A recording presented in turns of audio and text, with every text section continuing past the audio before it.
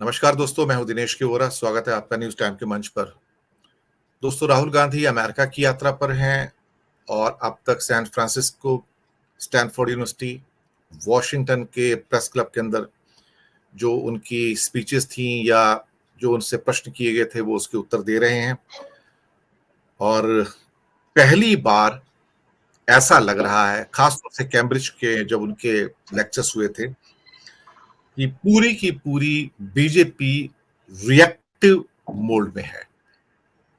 Congress act कर रही है, बीजेपी रिएक्ट कर रही है।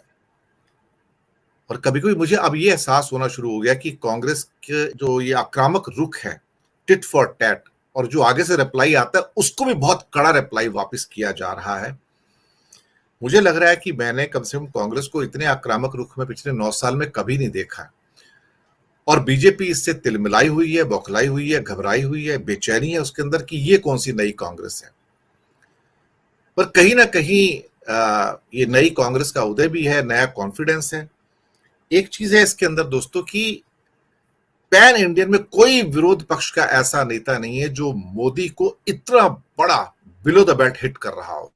सिर्फ राहुल ही है जो हिट कर रहे हैं, बाकी कोई मुझे लगता नहीं रीजनल नेता जो मोदी के ऊपर इतना हिट कर रहा हो। सिर्फ राहुल का जो अटैक है, फ्रंटल अटैक है, ये वास्तव में ही मुझे लगता है कि भारत की राजनीति में एक नया मोड़ लेकर आया है। इंडियन डायस्पोरा जो कि काफी बड़ी संख्या में है, अमेरिका में 45 लाख, यूके में करीब 15 से 17 लाख, कनाडा में 20 लाख, ऑस्ट्रेलिया में 8 लाख, वहां से भी जो रिएक्शन आ रहे हैं, जो छवि का क्षरण हो रहा है भारत का, वो बिल्कुल सामने है। डायस्पोरा की क्या हालात हैं, कैसे एक बहुत बड़ा वर्ग जो मोदी ने कल्टीवेट किया था अब छिटक कर उससे दूर जा रहा है। और ये बात अब मुझे लगता है कि राहुल गांधी की जो विनम्रता है, जो हम्बलनेस है, आराम से क्वेश्चंस के आंसर देने की जो कला है यूएसए में या कैम्ब्रिज में भी, वो शायद एक क्या कहते हैं कि एक मैस्कुलिन जो इनका अटैक होता है, मोदी मोदी मोदी, अब उसके ऊपर भारी पड़ रहा है। क्योंकि इन देशों में, यूके हो, यूएसए हो, कनाडा हो, ऑस्ट्रेलिया हो, यहाँ पे डेमोक्रेसी के अंदर डिसेंट और अपना विरोध व्यक्त करने की जो बात है उसका सम्मान किया जाता है। और साथ में जो प्रश्नों के उत्तर नहीं देता है उसे एरोगेंट कहा जाता है। राहुल प्रश्नों के उत्तर दे रहे हैं। डायस्पोरा का माइंड भी चेंज हो रहा है और यहीं से भारतीय जनता पार्टी की चिंता जागृत होती है कि एक हमारा सेगमेंट था जो कल्टीवेट किया था, अब वो भी दूर हमसे हट रहा है। यानी कि प्रवासी भारतीय मोदी से छिटक रहे हैं और जो थोड़े बहुत आपको नजर आते हैं वो हिंदू स्वयं सेवक संघ के प्रयासों के द्वारा एकत्रित हो रहे हैं, जो कि आरएसएस की ओवरसीज ब्रांच का नाम है। आज इसी विषय पर बात करने के लिए हमारे साथ हैं नेहा शुक्ला जी। बहुत बहुत नमस्कार और स्वागत है आपका न्यूज टाइम के मंच पर। असिस्टेंट एडिटर हैं जस्ट टीवी की जो बुके है, इंडियन डायस्पोरा को जो डील करते हैं अमेरिका, कनाडा, कुछ और देशों में, और प्रतिदिन उनसे आपकी बात होती है। स्वागत है। और सबसे पहले प्रतिक्रिया आपकी जानना चाहूंगा कि राहुल की नर्म दिली, वार्मथ, आराम से प्रश्नों के जवाब देना और कहीं ना कहीं उनकी जो विनम्रता है, अब लोग रियलाइज कर रहे हैं और अमेरिका से डायस्पोरा की जो रिएक्शंस हैं वो इस बात की पुष्टि भी करती हैं। पूरे परिदृश्य पे पहली टिप्पणी आपकी, नेहा जी। जी, पहले तो बहुत बहुत धन्यवाद सर आपका आमंत्रित करने के लिए। और इस बार राहुल गांधी अमेरिका गए हैं तो अ, एक होता है, पहली बार पिछली बार जो गए थे और जो विवाद हुआ और उसके बाद जो भारत में उनके साथ हुआ, जिस तरह से मानहानि का मुकदमा और उसके बाद संसद सदस्यता समाप्त कर दी गई, इसकी एक टीस हर सभा में जहां पर भी वो मौजूद दिख रहे हैं, हर सभा में वो सामने आ रही है।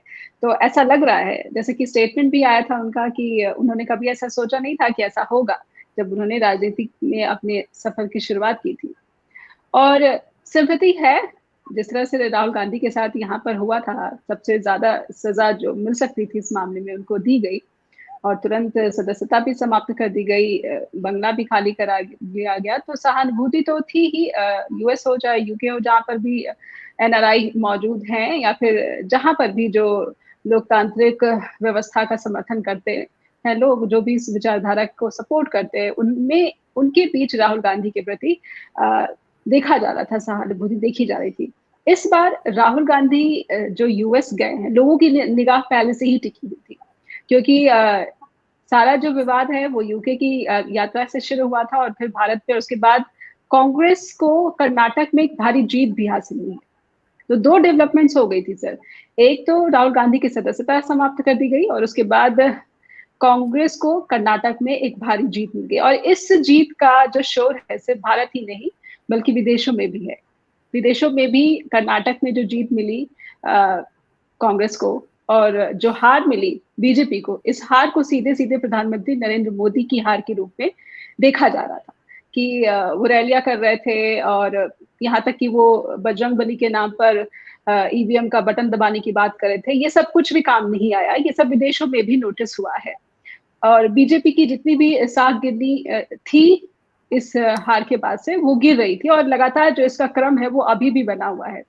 और अब जब राहुल गांधी गए हैं वहां पर जो स्टेटमेंट्स आ रही हैं सामने, वो चाहे वो कोई किसी भी बात को, उनसे रूस और यूक्रेन वॉर के मसले पर भी बात की गई, उनसे चीन के साथ संबंधों पर भी बातचीत की गई, उनसे यूएस इंडिया संबंधों पर भी बातचीत की गई, माइनॉरिटीज में बात की। तो हर प्रश्न का उत्तर जिस तरह से राहुल गांधी बेबाक होकर बहुत ही शांत तरीके से दे रहे हैं, ये सब बताता है कि जो परिपक्वता का एक लेवल है वो क्या साल दर साल या फिर कांग्रेस का जो सफर अब आगे बढ़ रहा है जिस तरीके से, और एक प्रेडिक्शन भी कर दी उन्होंने। बल्कि मैं तो ये कहूंगी कि परिपक्वता का एक लेवल आप देख लीजिए कि 2 सालों के कांग्रेस का उन्होंने प्रेडिक्शन कर दिया कि आप लिख के रख लीजिए कि आने वाले जो 2 साल हैं उसमें पार्टी बहुत अच्छा प्रदर्शन करने वाली है। और विभिन्न विधानसभा चुनाव का भी जिक्र किया उन्होंने और कहा कि अंडर करंट है, मोदी सरकार के खिलाफ एक अंडर करंट है और इसी के बुनियाद पर वो ये क्लेम कर रहे थे।